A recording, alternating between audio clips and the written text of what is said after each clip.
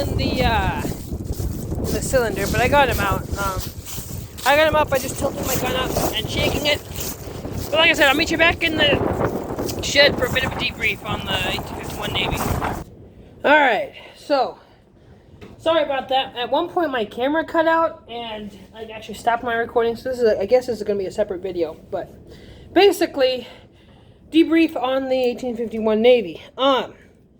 So, it is a 44, and some of the other 44 caliber guns I've had to shoot I didn't like very much, because they were rather light guns, and the 44 with this modern 44 cartridges kind of was a bit kicky. This one, honestly, this kicks about as much as like a 22. Like a 22 pistol, I would say kicks about as much as this one is, and that's probably because this is a decently heavy gun. I mean, it's all brass, steel, and wood, so you know, it doesn't feel like when I'm firing it, bang, it doesn't feel like much of a kick. Like there's a little tiny kick, but nothing else. The sights on this thing, I know I'd heard that this thing shoots like incredibly high, but it shoots like incredibly high. Like I would almost, if I can, I might have to see about adding like an aftermarket little attachment to the end, just like a little, I don't know, a dollop of another bead or something on top, because I mean it shoots really high. Like I was pointing somewhere my target was. If I say that this was my sight picture, if my fist was my sight picture where I was looking at, and this is what I was shooting at right here, I was probably aiming like down here, and I was still hitting really low, and I was a decent distance away. I don't know exactly how far away I was. I'd say, I don't know, 20, 30 yards maybe? No, I don't know, I was, let's see. I'm trying to think, do math in my head at the same time. So I measured it out once. Stride is 6 feet. It says 2 yards.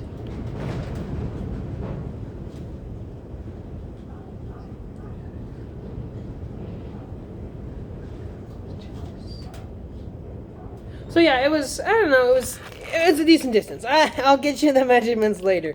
But yeah, so it shoots really high, but other than that, I mean, it shot really well.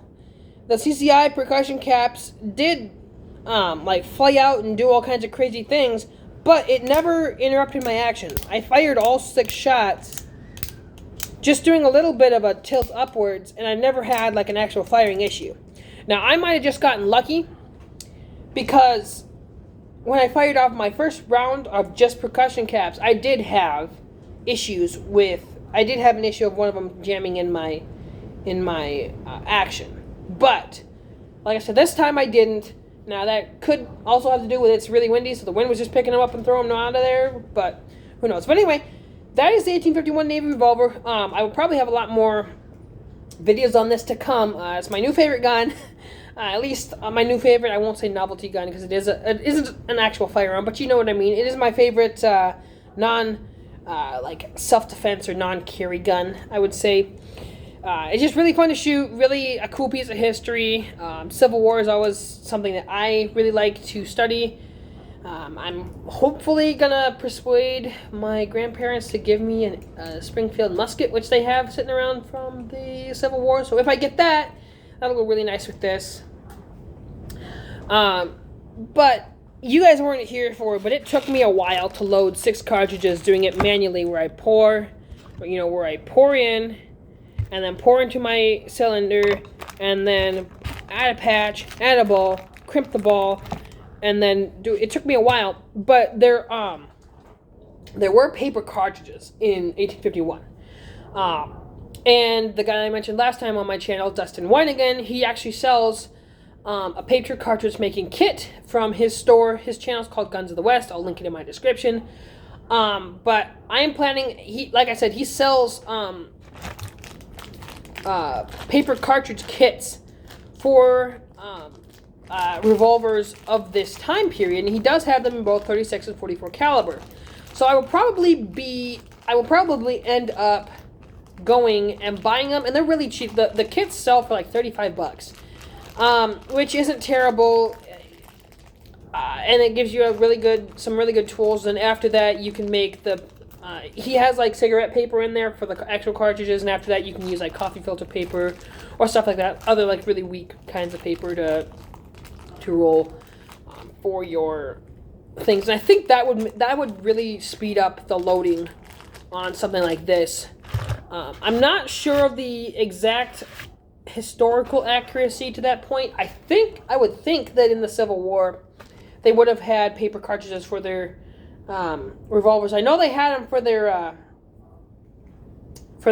muskets, and I know that they were also they had the Henry Sharp's rifle, which had metallic rimfire cartridges, but I'm not sure they would have had paper cartridges. I'm going to go ahead and throw a guess out and say probably they did, because it was a pretty common accepted practice. It made loading a whole lot faster versus doing what I'm doing, which is a slow, painful method, which is pour it, and like I said, pour it in and go through that whole shtick and everything. But I know I'm rambling. I will let you guys go. But anyway, like I said in the first video, don't forget to like, comment, subscribe. Tell me what kind of videos you want to make. I'll probably be doing a couple of bushcraft videos if the wind ever dies down, and if I ever get a time to get off of work, because I'm working a whole lot. But anyway, before I let you go, one little thing I don't like about Pietta that I did know was probably going to happen with this. So many people have said that up here at the top of the grips don't line up. Well, the ones up here, they line up very well up here for me. If you flip the gun around, that's where they start to do it. I don't know if you can see it, but I'll tilt it this way. But like the little end of the grip here actually comes up, and it's like really sharp and bitey on both sides.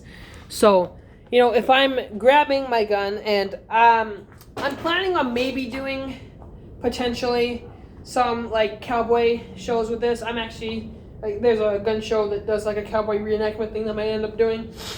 But if I ever went to like actually do like a trick draw or like a quick draw for like a play or a reenactment or anything like that, I don't know. I feel like I would get cut here.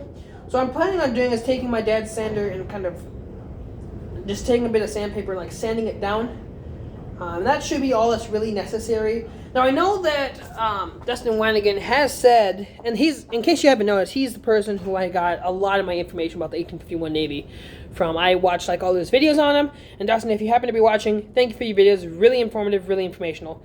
And I enjoyed them. Now I know that these grips aren't period accurate, but I actually like these grips.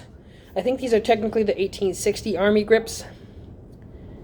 But I'm not completely sure about that. But like I said, I actually don't mind the grips, and like I said, I'm not going to be doing anything like really, really historically accurate need to be necessary.